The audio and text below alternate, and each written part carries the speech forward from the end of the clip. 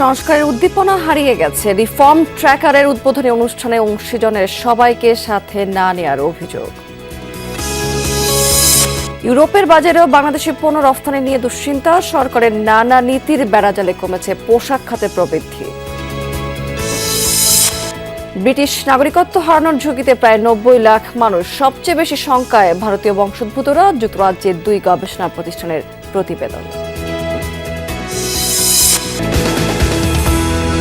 আমন্ত্রণ বিজনেস টুডেতে এতক্ষণ শিরোনাম দেখছিলেন, এবার চলে যাচ্ছি পুরো খবর এবং পুরো সময় জুড়ে আপনাদের সাথে থাকবো আমি রাবেয়া স্মৃতি। সংস্কারের উদ্দীপনা কোথায় যেন হারিয়ে গেছে। এজন্য কেউ কেউ আমলাদের দায়ী করেন, কেউ আবার দোষ দেন রাজনীতিবিদদের।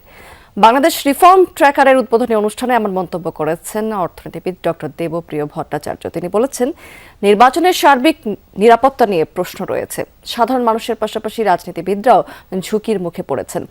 গত সরকারের সংস্কার বিরোধী শক্তিকে প্রতিরোধের চেষ্টা হয়েছে, এখনো চলছে। ডক্টর দেবপ্রিয়র অভিযোগ, তথ্য উপাত্তের ধারাবাহিক স্বচ্ছতা রক্ষা করা হচ্ছে না। সরকারের সার্বিক কার্যক্রমের সমন্বয় নেই। ন্যূনতম রাজনৈতিক দর্শনের তীব্র অভাব রয়েছে এখানে। অভিযোগ করা হয়েছে, সংস্কার উদ্যোগে অংশীজনদের সবাইকে সাথে নেওয়া হচ্ছে না।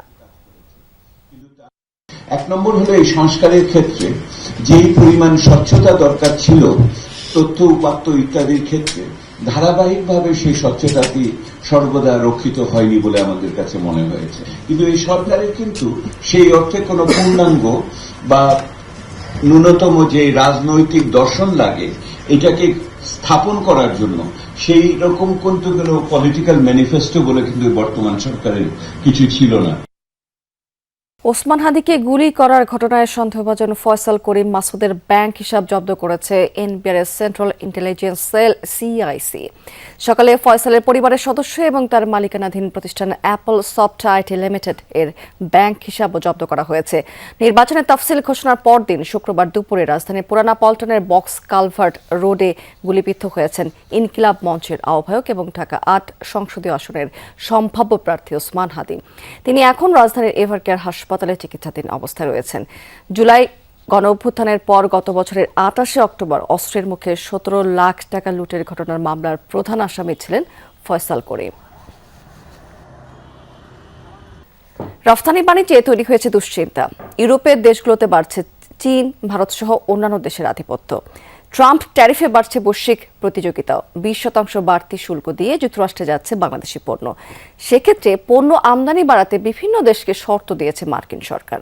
বিশ্লেষকরা বলছেন, শুল্ক চুক্তিতে বাংলাদেশি পণ্য রফতানিতেও কোটা নির্ধারণের শর্ত যুক্ত করা উচিত। দেশের রপ্তানি বাণিজ্যে শক্ত ভিত্তি দিয়েছে তৈরি পোশাক খাত। বলা যায়, বস্ত্র খাত থেকে আসছে রপ্তানি আয়ের সিংহভাগ। কিন্তু টানা কয়েক মাস ধরে কমছে পণ্য রপ্তানি। আগের বছরের একই সময়ের তুলনায় গেল নভেম্বরে পোশাক রপ্তানি কমেছে প্রায় ৫%। অভ্যন্তরীণ এবং বৈশ্বিক নানা কারণে প্রতিযোগিতার সক্ষমতা হারাচ্ছে বাংলাদেশ। উদ্যোক্তারা বলছেন, সরকারের নানান নীতির বেড়াজালে পোশাক খাতে কমছে প্রবৃদ্ধি। দেশে এই শিল্প, কলকারখানা, ব্যবসা বাণিজ্য, অর্থনীতি কি হলো, কোথায় গেল, এটা সরকারের দেখার বিষয় না। সরকার বিদেশিদের কিভাবে তুষ্ট করবে সেইটা নিয়েই বেশি উদ্গ্রীব আমাদের কাছে মনে হচ্ছে। যেমন লেবার লর ইস্যুতে আইএলওকে কিভাবে তুষ্ট করা যায় সেটা নিয়ে তারা ব্যস্ত। ট্রাম্প ট্যারিফে বৈশ্বিক বাজারেও তৈরি হয়েছে নানামুখী চ্যালেঞ্জ। উচ্চ শুল্ক আরোপের কারণে যুক্তরাষ্ট্র থেকে মুখ ফিরিয়ে নিয়েছে অনেক দেশ। ইউরোপীয় ইউনিয়নভুক্ত দেশগুলোতে বেড়েছে চাপ, বড় হচ্ছে ভারত এবং চীনা পণ্যের বাজার। তাই তুলনামূলক সুবিধায় থাকা বাংলাদেশের বেড়েছে দুশ্চিন্তা। প্রত্যাশা করেছিলাম যে শুল্কজনিত যে একটা সুবিধা পাবো মার্কিন বাজারে, যেটা ট্রাম্প ট্যারিফ বলা হচ্ছে, সেখানে সুবিধা পাওয়ার বদলে এখন সেটা অসুবিধার কারণ হয়ে দাঁড়িয়েছে। সেটা আমরা শুধু ইউএস মার্কেটেই না, সেটা এখন আমরা ওটির ঢেউ লেগেছে এখন ইউরোপের বাজারে, যেখানে চায়না এবং ইন্ডিয়ান পণ্য তারা এখন সেখানে তুলনামূলকভাবে কম মূল্যে তাদের অফার করার কারণে সেখানে আমাদের পণ্য সেখানে আর টিকতে পারছে না। বাংলাদেশি পণ্য রপ্তানিতে ২০% বাড়তি শুল্ক ধার্য করেছে মার্কিন সরকার। এজন্য বেশি দাম হওয়া সত্ত্বেও বোয়িং, সয়াবিন, গম সহ নানা পণ্য কিনতে শর্ত জুড়ে দিয়েছে যুক্তরাষ্ট্র। বিশ্লেষকরা বলছেন, দুই দেশের মধ্যে শুল্ক চুক্তিতে যুক্তরাষ্ট্রের মতোই বাংলাদেশি পণ্য নেবার ক্ষেত্রেও কোটা নির্ধারণ করে দেওয়া উচিত। যদি মার্কিন পণ্য যদি আনার জন্য যদি আমরা চুক্তিবদ্ধ হই, তাহলে মার্কিন বাজারেও আমাদের পণ্য যাতে তারা নেয় এবং আমাদের পণ্য যাতে রপ্তানি হয়, অর্থাৎ পূর্ববর্তী বছরের সমান প্রবৃদ্ধি যাতে বর্তমান বছরেও থাকে, এরকম ভাবে যাতে একটা কমিটমেন্ট বা চুক্তি তাদের সাথে হয়, যেটার আলোকে তাদের বায়াররা আমাদের দেশ থেকে নির্দিষ্ট পরিমাণ পণ্য নিতে বাধ্য থাকে। যুক্তরাষ্ট্রের সাথে বাণিজ্য চুক্তি স্বাক্ষর করা নিয়ে কাজ করছে বাংলাদেশ। রিমন রহমান, যমুনা নিউজ, ঢাকা। বিভিন্ন প্রক্রিয়া শেষে পাটের বস্তায় বীজ আলু সংরক্ষণ করা হয় হিমাগারে। সেই বীজ আলু শুধুমাত্র বাজারজাত করার সময় অধিক মুনাফার জন্য কাঠের বক্সে বিক্রি করা হয়। এক মাস সময় উন্নত মানের বীজ আলু হল্যান্ড থেকে কাঠের বক্সে আসলেও এখন সেই আলুর বক্স তৈরি হচ্ছে ঠাকুরগাঁওয়ে। পরবর্তীতে দেশে উৎপাদিত বীজ আলুর বিক্রির জন্য পাঠানো হয় দেশের বিভিন্ন প্রান্তে। অধিক ফলনের আশায় এসব বীজ আলু কিনে প্রতারিত হচ্ছেন কৃষকেরা। কেরোসিন কাঠ দিয়ে নিখুঁতভাবে বক্স তৈরির কাজ করছেন কারিগররা। দেখে বোঝার উপায় নেই এটি আসল নাকি নকল। এই বক্সেই দেশি আলুর বীজ ভরে পরবর্তীতে বাজারজাত করা হবে বিদেশি ব্র্যান্ডের নামে। এই চিত্র ঠাকুরগাঁওয়ের। কার্টনগুলোতে কোম্পানির মনোগ্রাম আর আলুর পথ কি স্টারেজ ডায়মন্ড এগুলা বসাচ্ছে আর কি। আমার তো একটা ফার্নিচার তৈরি করি, একটা খাট তৈরি করি, আমার ওয়াটা যেটা পাবো সেটাই করি, এটা না তো কোনো ব্যাপার না। স্থানীয় বীজ আলু ৬০ থেকে ৭০ টাকা কেজি দরে বিক্রি হলেও কাঠের বক্সে বিক্রি হয় ১৫০ টাকায়। কয়েক বছর আগে উন্নত মানের আলুর বীজ দেশে আসতো হল্যান্ড থেকে। সেই বীজ ব্যবহার করে বেশ লাভবান হয়েছেন জেলার চাষিরা। তবে সম্প্রতি আমদানি করা আলুর বীজের বক্স নকল করে তাতে নিম্নমানের বীজ প্যাকেটজাত করে বাজারে ছাড়ছেন কিছু অসাধু ব্যবসায়ী। এতে প্রতারিত হচ্ছেন আলু চাষিরা। ঠাকুরগাঁয় তৈরি হচ্ছে কার্টন হিসাবে শ্যাম, কিন্তু আমরা চিনতে পারতেছি না যেটা বিদেশের আলু না বাংলাদেশের আলু। একবার লাগাইলেই আর দ্বিতীয়বার লাগানো যাচ্ছে না। বিদেশি কার্টনের মতো করে তৈরি করে আমাদের কাছে অতিরিক্ত দামে বিক্রি করছে, আবার বিদেশের মতো মান না। সারা বছর হিমাগারে বস্তার মধ্যে আলু রাখতেছে, কিন্তু বিক্রি করার সময় কার্টনে করে বেচতেছে। এই কারণে কিন্তু কৃষকরা অনেক লোকসানের সম্মুখীন হচ্ছে। সংশ্লিষ্টরা বলছেন, বীজ আলুর মান যাচাই করে বাজারজাত করলে অনেকাংশেই সংকট কাটবে। বাজারে আলু 40 থেকে 50 টাকা কেজি বীজ আলু ব্যবহার বিক্রি হচ্ছে, অহরহ বিক্রি করতে হচ্ছে। আর এই আলুটাকে আমি কৃষককে বলবো যে ব্যবহার করার জন্য, কার্টনের আলু যেন তারা ব্যবহার না করে, অন্তত পক্ষে ঠাকুরগাঁও জেলার কৃষকরা। এটাকে আবার নোটিফিকেশনের আওতায় আনা উচিত। তাহলে হচ্ছে যে এই বীজের ক্লাসগুলা সরকার নিয়ন্ত্রণ করবে, এবং সরকার নিয়ন্ত্রণ করলে আসলে এই ধরনের কার্যক্রমগুলা নিয়ন্ত্রণ হবে, বন্ধ হবে। চলতি মৌসুমে জেলায় ২৮,০০০ হেক্টর জমিতে আলু চাষের লক্ষ্যমাত্রা নির্ধারণ করা হয়েছে। সাইফ আহমেদ, যমুনা নিউজ। দেশের বাজারে স্বর্ণের দাম আরও এক ধাপ বাড়ানো হয়েছে। সবচেয়ে ভালো মানের বা 22 ক্যারেটের প্রতি ভরির দাম প্রায় ৩৫০০ টাকা বাড়িয়ে ২,১৫,৫৯৭ টাকা নির্ধারণ করা হয়েছে। সকাল থেকে দাম বাড়ানোর এই সিদ্ধান্ত কার্যকর করেছে জুয়েলার্স সমিতি বাজুস। এই সংগঠনটির দাবি যে স্থানীয় বাজারে তেজাবি স্বর্ণের দাম বাড়ার মূল্য সমন্বয় করতে হয়েছে। গত ১২ ডিসেম্বর ভালো মানের প্রতি ভরির দাম বাড়ানো হয়েছে ১,০৫০ টাকা। এখন ৪৮ ঘন্টার ব্যবধানে আবার দাম বাড়ানো হলো। এতে ২ দফায় ভালো মানের প্রতি ভরির দাম বাড়লো ৪,৫০০ টাকার মতো। তবে রূপার দাম অপরিবর্তিত রয়েছে। 22 ক্যারেটের প্রতি ভরি রূপার দাম নির্ধারণ করা হয়েছে ৪,২৪৬ টাকা।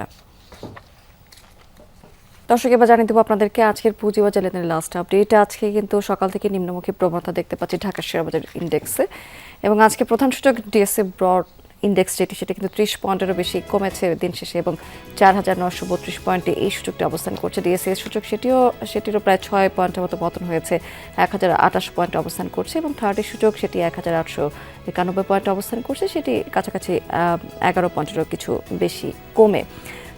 আজকে টোটাল ট্রেড করেছে ঢাকা শেয়ার বাজারে ৪৫৭,৪৯ লাখ টাকার মতো শেয়ার, এবং আজকে দিনের শেষে আমরা দেখতে পাচ্ছি যে বেশিরভাগ প্রতিষ্ঠানের শেয়ারের দাম কিন্তু কমে গেছে। ২৪৯টি কোম্পানির শেয়ারের দাম আজকে কমেছে, মাত্র ৭৯টি কোম্পানির শেয়ারের দাম বেড়েছে, এবং ৬৩টি প্রতিষ্ঠানের শেয়ারের দাম অপরিবর্তিত রয়েছে।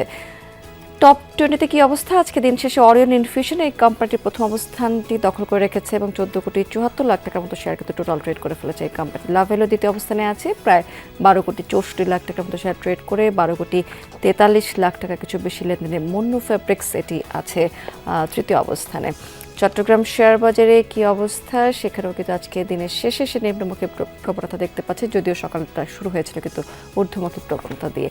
আজকে দিন শেষে সার্বিক সূচক যেটি সিএসপি সেটি 25 পয়েন্টের মতো কমেছে, 13,886 পয়েন্টে এই সূচকটি অবস্থান করছে। টোটাল ট্রেড হয়েছে আজকে সিএসসিতে 12,40,00,000 টাকার মতো এবং 173টি কোম্পানির শেয়ারের দাম আজকে সারাদিন ধরে সিএসসিতে ট্রেড হয়েছে, যার মধ্যে 74টি প্রতিষ্ঠানের শেয়ারের দাম বেড়েছে, 80টি কমেছে এবং 19টি কোম্পানির শেয়ারের দাম অপরিবর্তিত রয়েছে। দর্শক, এই ছিল আমার হাতে পুঁজিবাজারের লাস্ট আপডেট। আমরা আন্তর্জাতিক প্রসঙ্গে চলে যাচ্ছি।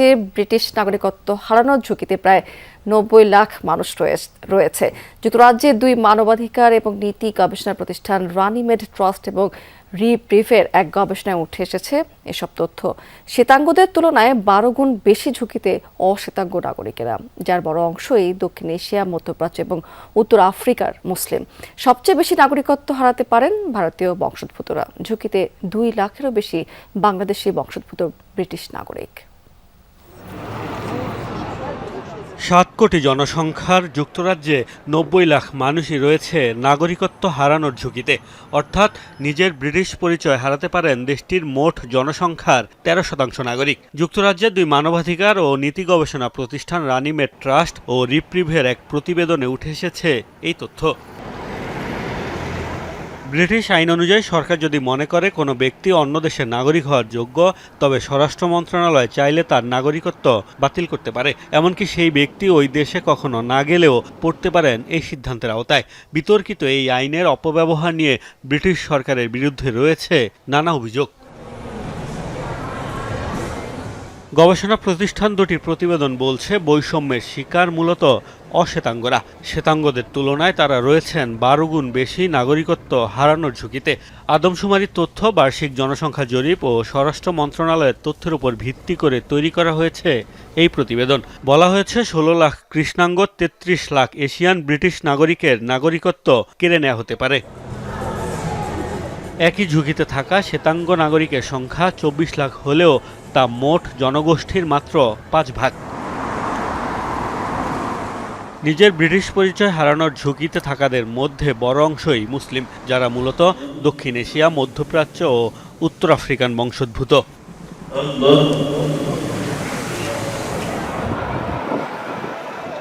তথ্যমতে সবচেয়ে বেশি প্রায় 10 লাখ ভারতীয় বংশোদ্ভূত ব্রিটিশ নাগরিক রয়েছে পরিচয় হারানোর সংখ্যায়।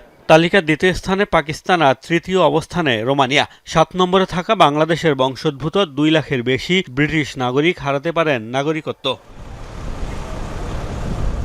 নাগরিকত্ব বাতিলের এই আইনকে উদ্বেগজনক আখ্যা দিচ্ছে রানিমেড ও রিপ্রিভ। মুসলিম ও অশ্বেতাঙ্গ সম্প্রদায়ের জন্য এটি পদ্ধতিগত হুমকি হয়ে দাঁড়িয়েছে বলেও মত তাদের।